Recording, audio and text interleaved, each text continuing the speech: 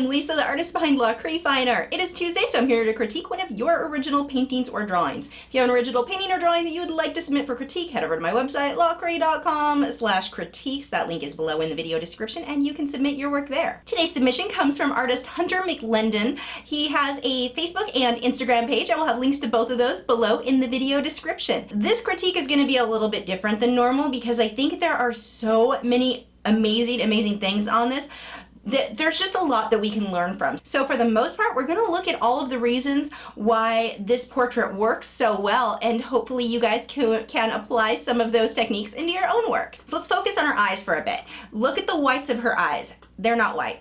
They are various shades of grays and pinks and not white. If you want your eyes to look realistic, do not draw the whites of the eyes white. Even if your reference photo is white, like it was taken with a flash and the flash whited them out, don't draw it that way. If you want your work to be realistic, make sure that you're toning that down quite a bit. The only area that's going to be white on the entire face is going to be the highlight on the eye. And even that isn't going to be just white. It'll be bordered with other colors, so it's not just a white dot. That's something that you really want to watch for when you're drawing portraits. Next, let's look at her tear line. This is something that I see artists miss a lot. They will draw the eyelid or the bottom lid right up against the white of the eye. It's just one line. It shouldn't be. That is thicker. There's a line there, a little bit of a gap. That tear line you want to make sure you're including if you want your work to look very realistic. And this isn't going to be one solid color all the way around. It's not just an extra line. There's going to be variation depending on how the light is hitting that area, which you can really see here. And it's also going to change thinness or thickness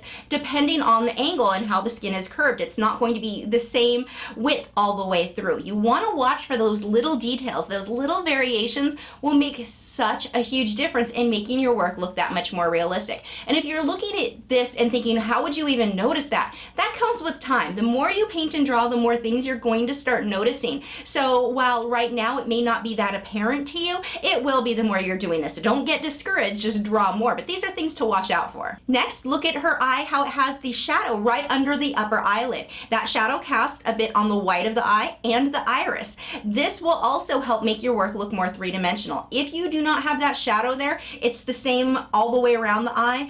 You make the eye look like it's staring at you, like really creepy, you know, that's what it's going to look like. That's not a natural look. Make sure you get that shadow, that more relaxed look where the eye is not walking around staring and trying to creep people out, but has the actual shadow underneath the eyelid. That's super important in, again, making things look realistic. For her eyebrows, notice that they are not a solid one shape or one value all the way across. You've got variation there, and especially on someone with blonde hair, you're going to have a lot more variation, I think. The lighter hair, you'll have more of the lights and darks mixed in with those eyebrows.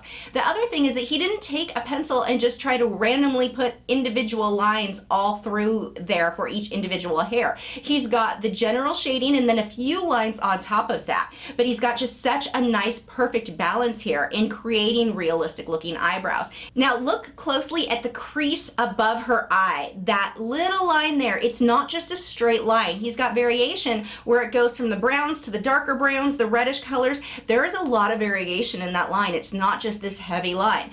There's shadows. That's really what it comes down to for the most part. When you're painting or drawing portraits, it's shadows, not lines, and that is just so perfectly done. Now, some of those shadows will be harsher than others and be more refined, but it's still not just a line. It's a shadow, and look at the colors that were used to make that fade. He didn't just take a solid brown and draw where that crease was, and I think that's really important in making your work look realistic.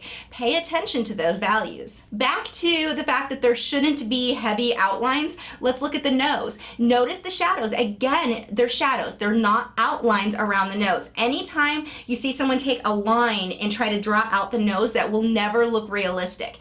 The only time you'll have harsh lines are when there are harsh shadows, but again, they're shadows, not lines. This is a great example of that. You will have harsher shadows here under the nostrils, but even then, we're back to shadows, not actual lines. For the lips and teeth, they are just so perfectly done here. The teeth, not solid white. They're also not outlined so they look like little chiclets. They're shadows. Everything in a portrait are going to be shadows and highlights, and that's what we have here. It is just so perfectly done. For the lips, look at the lines, the creases in the lips, how they curve along with that lip. They're not just straight lines through there, and they're very subtle. There's a transition. It's not just a line, but a shadow from the darker pinks up to the lighter pinks up to the lightest. This transition that gives it this very realistic look. Also look at how the lip meets the skin on the rest of her face. It's not a heavy line. The only time you will have a heavy line between the lip and the rest of the skin on the face will be if the subject is wearing heavy lip liner. That heavy lipstick will create a harsher line, and even there you'll have a slight bit of feathering, but when going with this natural look like we have here, just look at how subtle that is. And that's going to be the same on men and children, where you don't have a heavy transition between the color of the lip and the color of the skin, or a heavy line there.